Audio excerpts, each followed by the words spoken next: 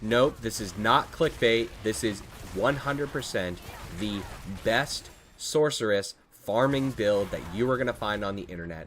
This build simply melts mobs, blows them up left and right for so little effort on your end. Just simply stand still. And even in events, stand still. Stand in the middle of events and just farm the hell out of everything. What other build in the game can casually do close to 20 waves of a waved event and just get a few drops, just a little bit of gold and a little bit of cinders, or a lot of bit of gold and a lot of bit of cinders? Greetings, Internet, Didier here, and welcome to one of my favorite builds that I've been playing. This build is so strong. I'm so proud to bring this to you. I actually started out as Ball Lightning myself. I switched to this Fireball farming, and I struggled a lot with, its damage output in the beginning, but I tweaked some things. I started with Lucky Hit and switched off of Lucky Hit. I've gone through a few iterations, so I'm really happy to bring this to you today. So my argument for this, while you just watch me crush this tier 100 in the background, my argument for this over Ball Lightning is, Ball Lightning, there's no question, Ball Lightning has the highest DPS out of any sorceress build that you could possibly put together. There is no question. You can see that when you attack any boss or do any boss in the game. The rate at which Ball Lightning can take out a boss is unprecedented. Its DPS just simply is way higher than anything else in the game, really. But this build, what this build gives you, is it is the safest form of farming.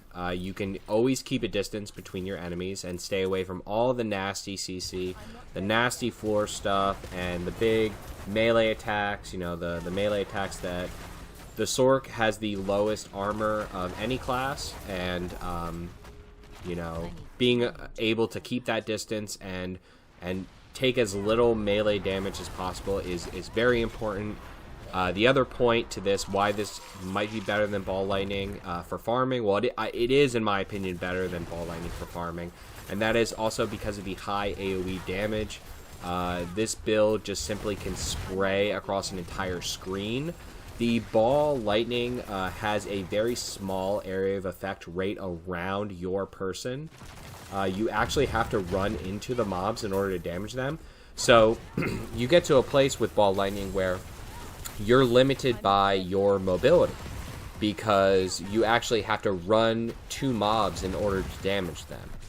Where Fireball does not have that issue. You can literally spray across an entire screen, spray off screen even, and kill mobs that are off screen. It makes it very easy for you to do events because you can just stand in the middle and just look at your minimap and fire fireballs at red dots, and it's very easy for you to just take down mobs and quickly do waves, as I showed in the beginning clip. And the other thing is, whenever you're farming, let's be honest, farming is a big part of Diablo, and farming gets kind of monotonous. It gets kind of repetitive. So what better to just relax and farm? And there's no more relaxing build with the Sorc than the Fireball build, because you just click one button and you don't have to worry about positioning. You don't have to do like crazy teleporting back and forth, teleport over here, dash over here, teleport over here. No, there's none of that. You literally click and spray and everything on the screen dies. So there's something to be said about the usability of this build versus Ball Lightning. I know both builds are kind of click and they work, but the Ball Lightning requires you to position very specifically to make use of that damage. You have to be in melee range. You have to make sure that your balls specifically are hitting them as they rotate around you. Whereas the Fireball build, you just click and point and spray, and it just makes it so easy. It just makes it for a very enjoyable farming experience where you can just kind of sit back and just click, click, click, and everything dies, and don't need to think too hard when you're farming. So now let's go into the Fireball farming build. Your main skill setup is shown right here. We got Ice Armor, Inferno, Flame Shield, Teleport, Ice Blades, and then Fireball. That's the skill setup that I've been rolling with. So now let's just kind of go into the skill tree. We're going to go over this a little quickly because you've all seen, I'm sure, a billion fire builds or a billion Sorc builds online. So you have to put 2 points into the basics. So we got 2 points into Firebolt here. And that is actually going to be our first enchantment, Firebolt enchantment. That's our first one that we grab. Got to put 2 points there, so, you know, we're required, right? So then you're going to max out Fireball, go all the way to Destructive Fireball. Destructive is better than Greater because we're not going to be stacking Burning. Our only source of Burning is Firebolt enchantment, so the Destructive Fireball is going to be higher raw damage, so we want to go with that. Got the 1 point into Potent Warding, and this is where your build could differ from mine. I only have the 1 point here because of all resistance capping. So I think I'm about at 68 all resistance. So I have the 1 point in here, so I'm capped out at the 70. But you can adjust this up or down depending on how much resistance you have in your jewelry slots, and then your intelligence level also plays a big factor into your resistance. So just adjust that based on what you need. And then you got the 1 point into Devastation, into 3 into Elemental Dominance, just for a raw damage increase there. We're usually over 50 mana. And then the defensive skills is where I actually save some points because I have Shaco. I'm able to use the Flame Shield and the Ice Armor without spending points on them. I will tell you where you can take out some points a little bit lower in the skill tree as we move down. You're going to want to go take Teleport, though, all the way to Shimmering Teleport. We don't play Raiment in this build, but even though we're not teleporting on top of mobs, you're still teleporting a lot, and this damage resistance lasts for 3 seconds. So I think Teleport only has a cooldown of 6.8 seconds right now, so that's a high uptime on that damage resistance, more than 50% uptime, well, around 50% uptime. But when it matters, though, when you teleport next to a mob, that's when the damage resistance matters, so it's a lot more relevant uptime there. We're going to take Glass Cannon. Glass Cannon is an amazing damage increase, 18% multiplicative. That's pretty much aspect levels, so you're going to know that you're going to take that in pretty much every single build. Elemental Attunement at 2 is what I'm running with right now. This skill is amazing. Resets on your defensive skills, you know, Flame Shield, Ice Armor, and Teleport. Mainly, you're going to want it for the Flame Shield reset, though. That's the best defensive skill we're running with. Makes you immortal, so you're going to want that. A lot of people say only put 1 point into this because you just want to see it happen, quote-unquote. I disagree. I think it happens a little bit too low than at the 5%. And if you think about it, when it's 5, if you add another point, you're actually doubling the chance of it activating. Which it's noticeable. You notice the difference between 1 and 2 points. This can happen once every 10 seconds, so it can happen very, very often. You want that 2 points in there so you can see it happen a lot. I would actually argue for 3 points in here, and if you have extra points that you want to just throw in here, it's very strong. I would agree with 3 points into there. But then moving down to the, what is this, Summoning, Conjuration skills. This is standard for all Sorc builds. You know, you're going to throw the 3 into Mana Shield, 3 into Protection for the defense. Your defense suite, they're just too good not to do. Precision Magic at 3, this is a little bit of a Lucky Hit based build. Not too much, not too heavy into the Lucky Hit, but it is enough that we're going to want that Precision Magic. We do have a damage activation with Lucky Hit, which is Crippling Flames. One of the things, in my opinion, that I think makes a true Lucky Hit build is adding damage with Lucky Hit. A lot of builds will use Lucky Hit for resource, for CC, and things like that. But the adding damage with your Lucky Hit is where you start, in my opinion, start to go into a true Lucky Hit build. So we have this activation here on Lucky Hit that is going to immobilize. And then we have Devouring Blaze that increases your damage against immobilized targets. So that is a damage increase, kind of a inadvertently, damage increase in there for Lucky Hit. We do get resource back for Lucky Hit as well. So the Lucky Hit and Precision Magic is in there. Fireball's innate Lucky Hit is pretty high. It's at 33%. So I think I have us close to, 25, close to 30% Lucky Hit in this build. So it's 43 right now, so that's great. So then moving down here, moving. The other point that I save a point in Ice Blades. Again, you're going to want to be cognizant of that. You'll have to take a point somewhere else out, which I'm getting to right now. If you need to throw the point in there. We don't need the Enhanced or the Invoked. We don't need any of this. Because our only cooldown, really, if we want to go with, say, Summoned Ice Blades, our only cooldown that it's really affecting is Inferno, which we don't need that much. With the Elemental Attunement is giving you the defensive resets. So I think, you don't really need those. You can save those points there. So moving to the mastery skills, you're going to want to max out all the fire damage passives. They're amazing. Max them all out. Devouring Blaze is huge. You can see here, I only have 2 on my amulet. I'm missing 1. So that's 10% multiplicative damage I'm missing right now. It's huge. I've been searching for a better amulet for a while now. I can't find one. So because I have so many extra points, I saved so many points with Shaco, with the Ice Blades and the defensives, that I was actually able to max out on my Ball Lightning here. Ball Lightning is going to be our second enchantment because, again, we do have decent lucky hit in here. Fireball has a fair lucky hit chance. So this is going to be activating a lot, summoning our Ball Lightnings. So putting more points in here, it will add more damage. Not too much because it's not like Ball Lightning is going constantly. It is very periodic with how it activates. It'll activate once or twice, maybe every mob. Or, each time the boss is out for a few seconds, it'll activate once or twice. Not a crazy amount of damage here, adding for the extra points. So you can save these points here if you need to add points into the defensives or into Ice Blades. Or if you have mana problems, another option you can do is you can shift points into Wizard's Ball Lightning and then take the Invigorating Conduit.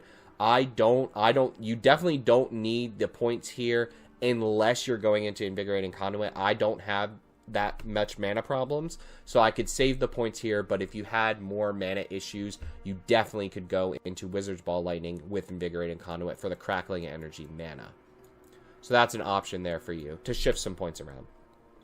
How I do get mana, though, is in my ultimate skills in the passive Fiery Surge. Fiery Surge is so strong. I'm not seeing this on too many builds. I don't know why. For farming, for mobbing, this ability is so stronger. It is a visible, noticeable difference in your mana regeneration. And your mana regeneration is going to be how you stay above that 50 mana to get that extra 9% multiplicative on your passive. So this is amazing. Now, this is only really good against mobbing, against dungeoning or open world farming. But if you're bossing, Soulfire is actually really strong as well. And I didn't have this originally in the build, but I added it in after because I noticed how powerful this really was. So, you see 15% there. You don't think it's that strong. But if you just consider here, if I move my fireballs at 25, you see how fast it activates. My fireball's then at 21. It goes from 25 to 21. That's a huge reduction in mana. 4 mana basically means that every 5 times you cast Fireball, you get a free Fireball. So that's huge. That it says only 15%, but it's a big difference in my opinion when you're bossing. You're not normally going to stand still again when you're mobbing, when you're running from mob to mob. But against bosses, they kind of demand you to just stand there and spam Fireball over and over and over again. So that 4 mana adds up quick. You cast 15 Fireballs, you just got 3 free Fireballs. That's a big difference. So I highly recommend this for bossing. So I have the points, so I just keep them in. But if you needed points, you could switch these out. Depending on what you were doing. If you were if you were tighter on your points, basically. And then I have the 1 point in worth just for the hell of it. Honestly, you could take this out and just throw it into Elemental Attunement just for more triggers on that. I think I'm just going to do that right now because you don't need this point in worth. It's okay. It's nice to have a little bit of health regeneration while you're running through dungeons. Maybe if you're in tier 100s, it'll matter more. I don't notice it personally, but if you need a little healing, sure. You could throw points into warmth. I don't think it's necessary though. And then obviously we're going to take Isu's Ferocity because that's just power. It's strong. Just hard increase to your damage for crit damage. If you're critting, if you're a crit-based build, which this one is, we want that power shots of the Fireball. Isu's Ferocity is where it's at. We are not a burning build, so combustion is not going to help us out. So I said we have two kind of setups to the skills here. They're not really two setups to the skills, but basically if you're doing any sort of hard content at like tier 100s, any bossing, you're gonna want the setup that I've shown here with the ball lightning enchantment.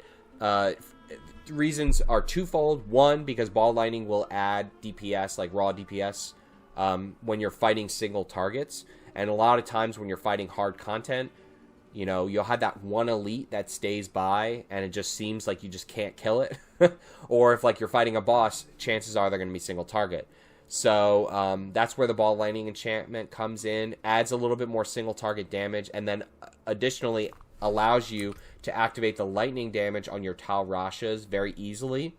The other option, if you don't run the ball lightning enchantment, you have to teleport on top of mobs in order to activate the lightning damage portion of your Tal Rashas, which is not terrible, but in harder content, it could be risky. So the ball lightning just makes it easier to get the lightning damage, gives you higher single target damage.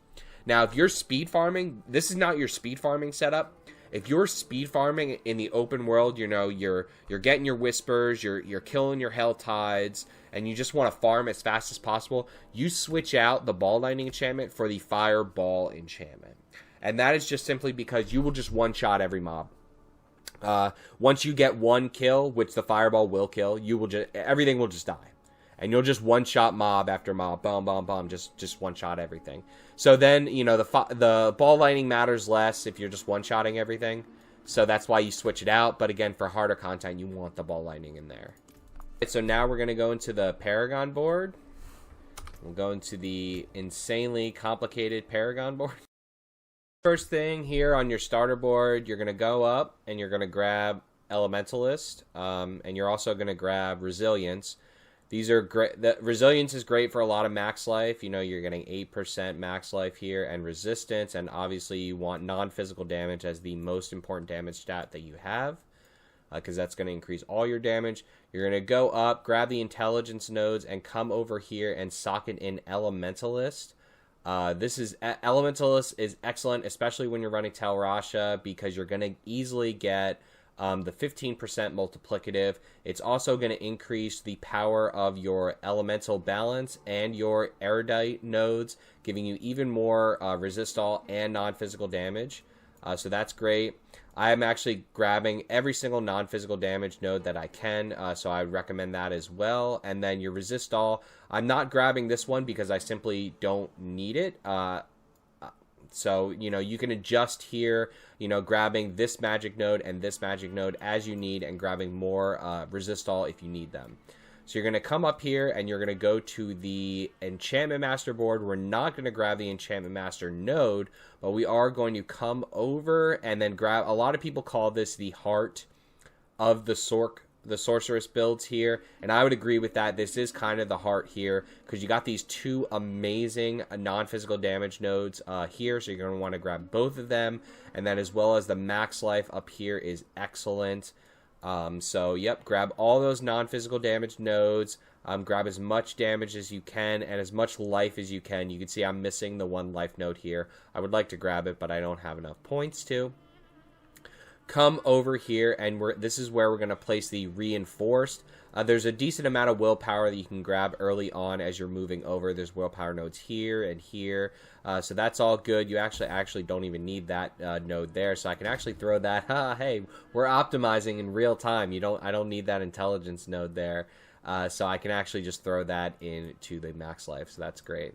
So you want to make sure you grab the rare nodes, because the reinforce is actually boosting your rare nodes. So you grab the erudite there, grab the extra willpower, grab the elemental balance, move over here to your next board, which is going to be the Searing Heat board. I have Searing Heat this early because this board has a lot of burning synergy, which we like to take advantage of. So you got the extra node, the Keeper of Flames up here for damage reduction while burning. I like activating that, as well as the extra fire damage is always nice. You got double fire damage nodes. So I moved the Searing Heat pretty early on and grabbed the Searing Heat node. This is going to give your Pyromancy skills, your Fireball, an extra 10% crit strike chance, and then an extra 30% crit strike damage based on your fire damage. So that's really, really strong. Hugely powerful node there, and it is how we obtain a close to 100% critical strike chance. But then you're going to come down here. You're actually going to come down off, grab the Flame Touch, grab this node in here, place in your Destruction glyph here. I have it at 39 dexterity, which is decent. Decent amount of dex that you can get from this board. Actually, don't think I need that strength node in there either. So look at this. Hey, real time. You are seeing real time optimization of these. Hey, why not? We'll just get that extra damage to elites there. I think that'll be fine. So yeah, real time optimization of Paragon boards. These boards are tough, but it helps to have these guides to use as a basis. So you're going to come down, come over, and then go up, and that's how I get to my Searing Heat, while also grabbing the Combustion and the Keeper of Flames. So now a lot of people are asking, how am I going to add the new glyph into builds? So this leg here, I would actually cut off, I think, when I get the new glyph from the Abattoir of Zir. So that'll be 1, 2, 3, 4, 5, 6, 7, 8 points that I can cut off, and then I'll probably just cut off some of the points up here. You wanna get around 12 to 15 extra points so you can really fill out the extra core stat nodes. I'd recommend placing the new glyph in here. So, with 12 extra points, I can grab 1, 2, 3, 4, 5, 6, 7, 8, 9, 10, 11, 12. And then I'll be missing 4. So, close to 15 you want to really just fill out one board.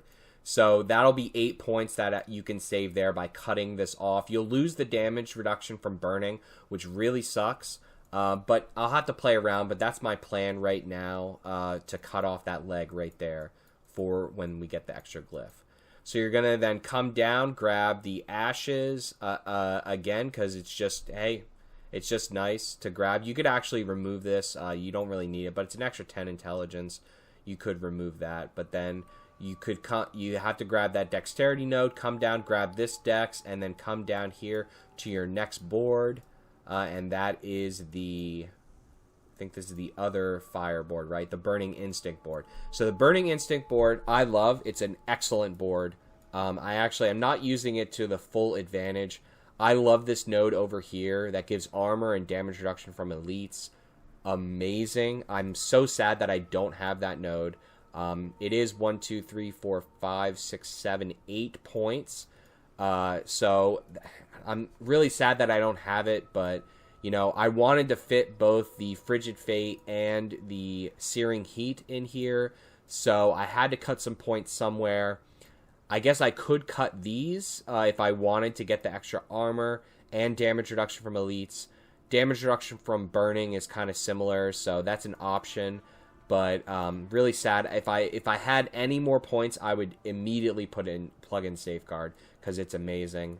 But you're going to come over, grab all this damage reduction while burning, in here. You want this. And then additionally grab all this. Oh, sorry, that's damage to burning. And then down here is the damage reduction for burning. You want all this here.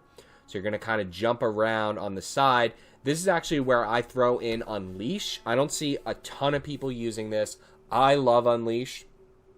Gives you damage, gives you bonus to magic nodes. So you can see here it's giving me 22.5 damage to burning, 8.7 damage reduction from burning, and then 10 dexterity and 10 willpower, which is, it's okay.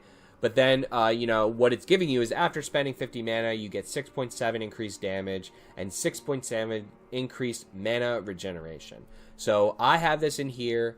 The difference is between Tactician. So the difference here is you could throw Tactician in here. right? I don't meet the decks, but you can move some stuff around. Like, there's a lot of decks right here. There's a lot of decks right here, and you can just kind of shift this over and grab the decks here. It's easy to activate Tactician in here.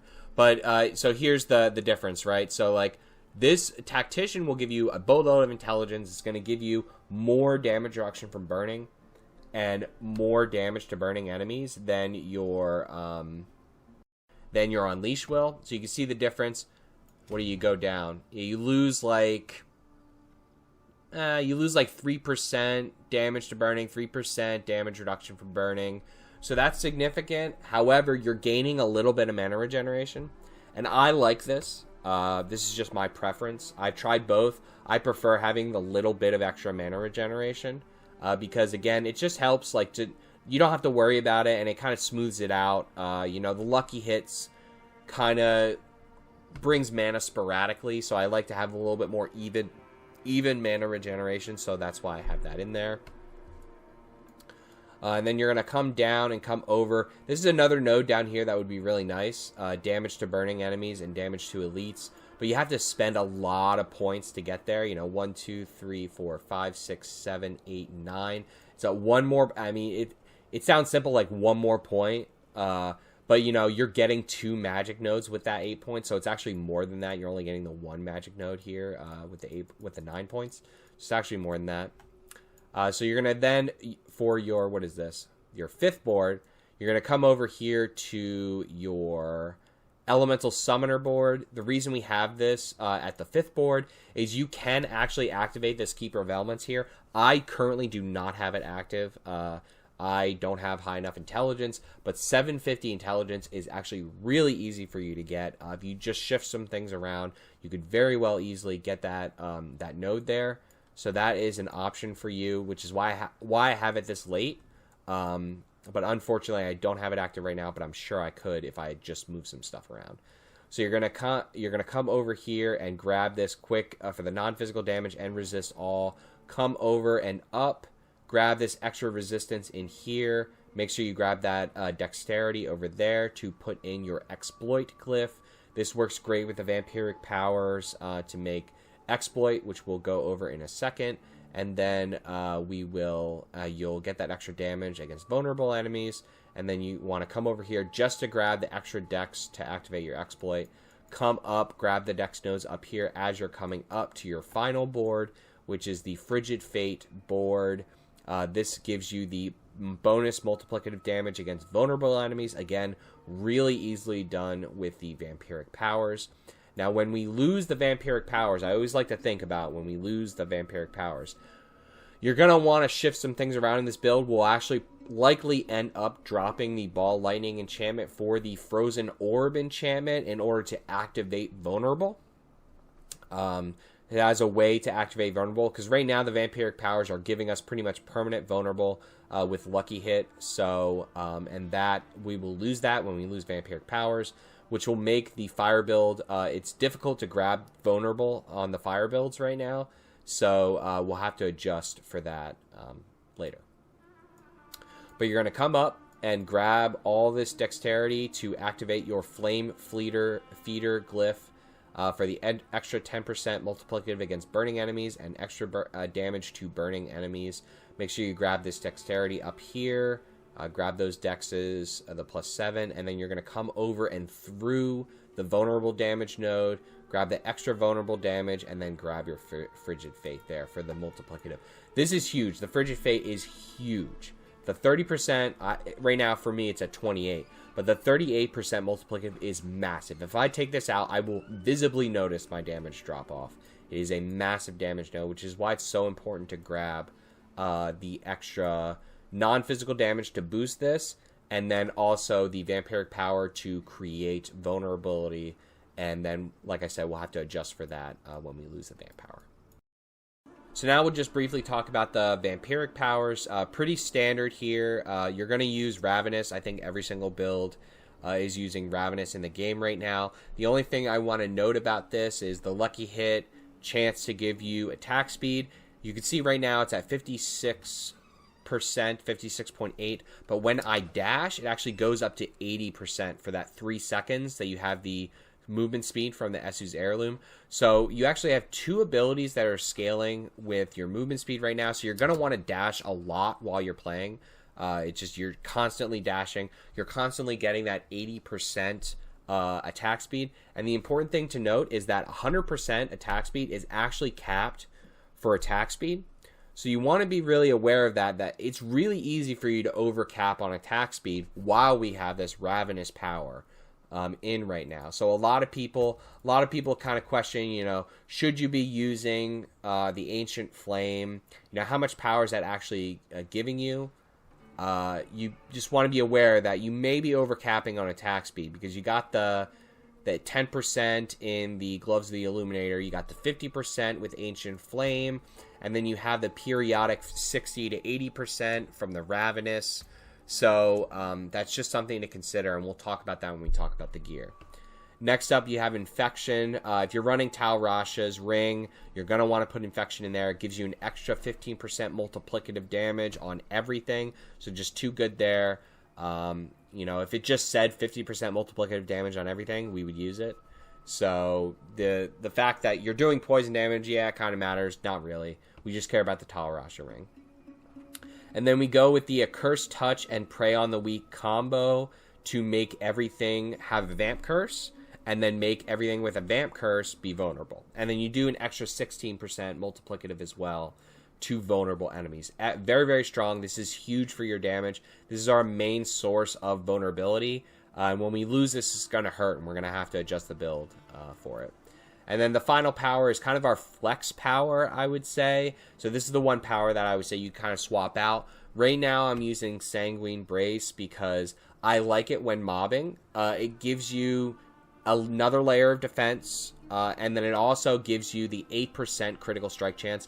That gets us up from, I want to say it gets us about from like an 86, close to 90% to near capped. Capped out close to 100%. I'm not running the Elementalist aspect right now. I don't have it in. I don't think you need it because, again, you're over capping. You're close to 85, 89, 90% crit once you add up everything, once you're dashing and things. And then if you really want to be close to the 100%, just throw in Sanguine Brace. You don't need that aspect.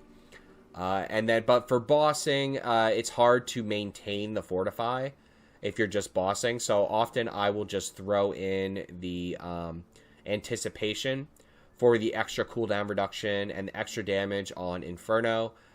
This will help you maybe Inferno multiple times during a boss. And since we do have a little bit of mana problems during bossing, this will help you with that as well. So now let's go over the gear and stat priority for the Fireball farming build. You'll see that I have a lot of uniques. Some of them are required, some of them are not. First thing I want to talk about is the unique ring slots, so our ring slots in general. So there's this kind of question of whether or not you should run Xfals or not. From my testing, from what I found, the lucky hit chance, or the first thing you need to understand is that lucky hit chances vary depending on the damage over time effect that you have active. So the Fire Bolt enchantment creating the burning effect on all your abilities is the burning effect that would activate Xfals. From my testing, I found that the lucky chance has to be really low. It has to be towards 10%. We don't actually know what the damage over time lucky hits are because the tooltip does not display them. So we'd have to like data mine or do calculations ourselves to figure it out. But from what I've seen, the Firebolt burning has a really low activation rate from Xfals. So I would not recommend running Xfals in this build. So instead of Xfals, what we actually run is Tal Rasha's. It's pretty easy to get Tal Rasha's. Drops off of Varshan, so pretty much everyone should be able to farm this relatively easily. You know, Whispers, anyone can do Whispers. Varshan, he's level 75, so he's pretty easy to kill. Get your Tal Rasha's. It's the strongest ring in the game right now. Gives you non-physical damage, helping you get to the maximum Frigid Fate and the Searing Heat. And then, it gives you the cooldown reduction. Resource generation is amazing. In your ring slots, how I'm going to do this stat priority is I'm going to tell you what I think are mandatory stats, and then tell you what are kind of filler stats that you want, but they're not as high priority as the mandatory stats. Because it's really hard to get perfect items in this game. Oftentimes you have to kind of settle for certain stats. You know, if you can't find the exact perfect item you need, sometimes you have to settle. So I'm gonna tell you where you can kind of swap out stats for other stats if you're having difficulty finding the best items that you can. So Talrosh is in there. You want to maximize the aspect first. You know, get your 15%, and then try to maximize the resource generation, because that is the first mandatory stat for your rings. Both of your rings, you want resource generation on them. That is the #1 stat on your rings. Secondary would be critical strike chance. You can see I have not a low roll, but not a perfect roll here on crit strike chance. After you get your resource generation and your crit strike chance on your rings, those are the #2. Next up, you probably want crit damage, lucky hit chance. You see here I have fire damage on here just because this is what I found with a high resource generation roll. This was what I was able to find. So I kind of like settled for fire damage here. I'd prefer this to be crit damage, but it's okay. So now that you know that you're not going to want to play Xfals, the next question is, should we play Staff of Endless Rage or should we play Wand Focus? Now, in order to answer that question, it's time for everybody's favorite segment, which is Didier's Math Corner. All right, kids, welcome to Didier's Math Corner. Now, I certainly could tell you the answer to this question that we have. I could tell you the answer, but then isn't it a lot more fun for us all to figure it out together, and then you can learn, and then you can do this math yourself at home. So we need to constantly go back to the question that we're asking. What is the average damage that the Staff of Endless Rage is adding? So now keep that in mind as we're going through. We're trying to calculate the average damage. So we're going to start, and to know that the Staff of Endless Rage adds damage to every third cast of Fireball. So let's first figure out how much damage that third special cast of Fireball is doing. So we start with 100 base damage, 100%, so we'll work in percentages of base damage. So 100% base damage, well, that's being multiplied by 3 because each third cast is going to cast 3 fireballs. So that special cast of fireballs doing 3 fireballs total. So we're going to have a total of 300% base damage. Now that's not everything that's going on though, because that special cast that's casting the 3 fireballs actually increases damage even further. It's getting a 1.4% or 40% extra damage for each of these fireballs. So it's not going to be 300%. It's actually going to be 300% times 1.4 or 40% extra, which ends up giving us a total base damage of this special fireball cast of 420%. So that is the total base damage that this special cast is doing. Now, what's the most important thing we need to remember whenever we're doing math? Units! That's right, the units of the math. So now, take that a step further. What about the unit? What do we need to do with the units? What about the units do we need to remember? Dimensional analysis! Yes, that's exactly right. It's a little bit advanced. Are you hiding something from me? No. Okay, all right. So yeah, that's exactly right. A good job. Dimensional analysis. Yes. So what that means is we need to not only keep in mind the units, but actually use the units while we're calculating and remember the units. So this is actually base damage, okay? That's what we need to remember. This is the base damage, okay? So this is now what we want to do first is we want to calculate an average. That's what we're looking for. We're looking for the average base damage. Well, the average additive damage is what we're looking for. How much damage is Staff of Endless Rage adding? So we have 420 base damage for this special cast, but that's not the only thing going on. So this 420 damage is actually, percentage damage, is actually every third cast. So if we want to calculate the average, first we need to calculate the total base damage. And that is because it only activates every 3 casts. We need to consider that there are 2 other casts there that just have normal 100% damage. So we're going to add them all up and get a total of 620% base damage that is done between all 3 casts. So now if we want to calculate the average, we simply take 620% base damage divided by 3 over the 3 casts that we're doing, and then we get the average, which is 206.7% average. So that is the average. So that is the average base damage that is done across the 3 casts when you use Staff of Endless Rage. So now if we want to take this one step further and figure out how much damage Staff of Endless Rage is adding, we simply need to convert from base damage to additive damage, and that we just do by subtracting the base damage, which is 100%. So then the total damage that the Staff of Endless Rage is adding is 106.7. So now there's only one other consideration that we need to have here, and that the Staff of Endless Rage is actually giving us +3 of the Inner Flames passive. So that is actually going to add another 9% to this. So it brings us close to 120% additive damage from the Staff of Endless Rage. And then you did it. You did it. Yay! Good job. That's good job. Great job.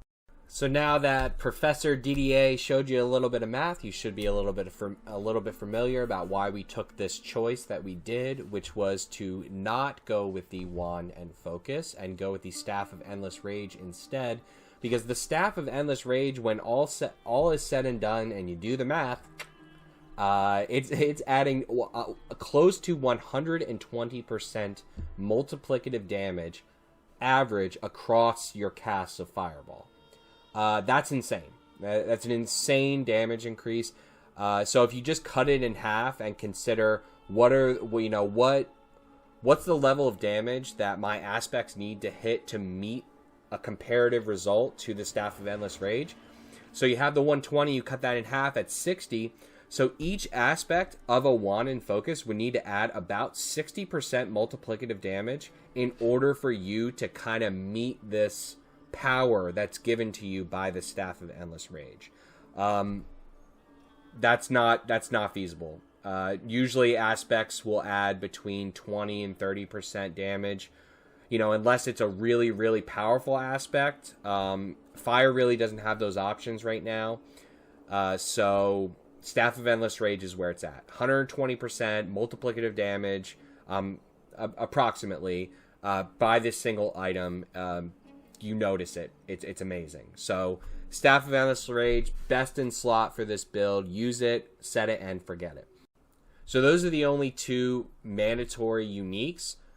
Talrash's is not really mandatory. You could get away with a regular ring just by getting Resource Gen, Crit Strike, Crit Damage, and then either Lucky Hit or Bone Damage, I think is good. So that would be what I would consider your ring stat priority. So for your Helm, you're going to want to run with Shaco, obviously, best in slot, Resource Gen, cooldown reduction, tons of defensive stats, and +4 all skills. You can't go wrong with it. Like we know, it's best. Shaco is best. But if you don't have Shaco, which I'm sure many of you do, I got really lucky and got this on my 7th run of Duriel, so I'm really lucky there. But if you don't have Shaco, you can either run with the Godslayer Crown. That is going to give you some good stats, max life cooldown reduction, and then the flat damage, the flat 60% damage is great, activating when you immobilize with your passive. So that is great for damage, but your other option there is if you need more defense, you could go with just a normal Helm, get some similar stats that we have here. I would say your top priorities for stats on your Helm are total armor, maximum life, and cooldown reduction, and then the third stat is kind of a fill. You could do Lucky Hit with Barrier, you could do Intelligence, all stats is fine. Those are the three I would say. And then you just throw Ever-Living Aspect on there for kind of make up for the percentage damage reduction you're losing from Shaco. So that could be a very strong defensive option for you. Because with the Godslayer Crown, you're losing the total armor and the defensive aspect. So it's kind of pure damage. So it really depends on if you want more damage or if you need more survivability, which one of these options you go for. And then for your chest, we go with a normal. We don't play Raymond in this build. We do not play close. We play far and we kite with the fireball. So we do a normal chest here.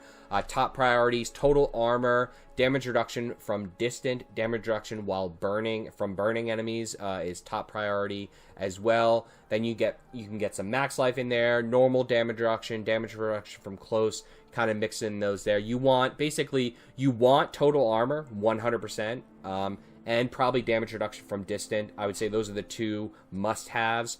Then between max life, damage reduction, and damage reduction from close would be your sprinkle in there, your second priority there. Gloves of the Illuminator, need those. Those are mandatory again. You want to maximize your ranks of Fireball and your crit strike chance. Those are the top two priorities.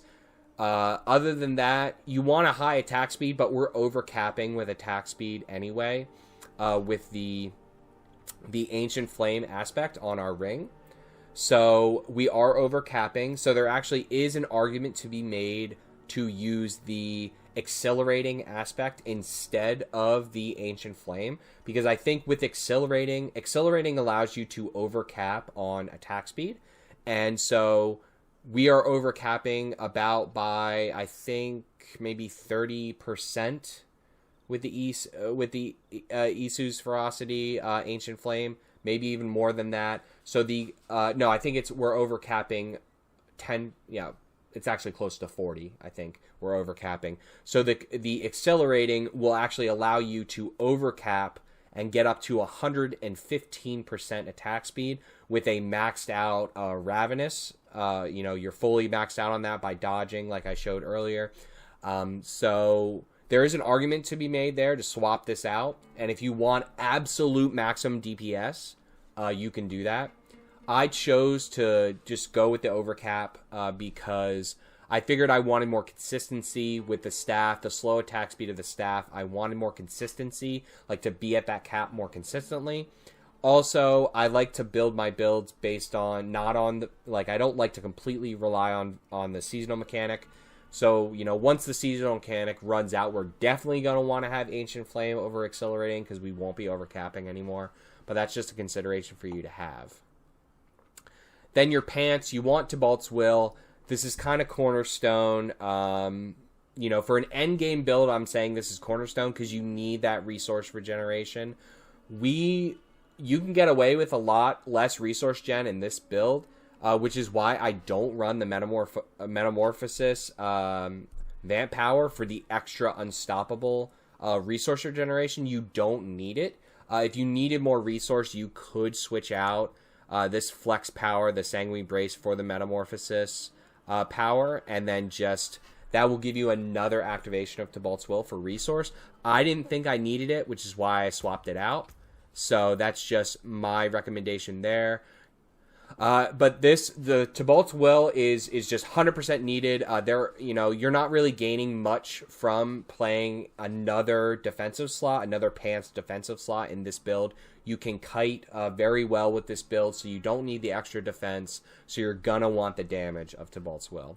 So your boots, Esu's Heirloom, you're going to want those for the critical strike chance, pretty much best in slot. They have such good stats on them. You got double movement speed. Crit strike damage is so hard to find on boots. That doesn't exist.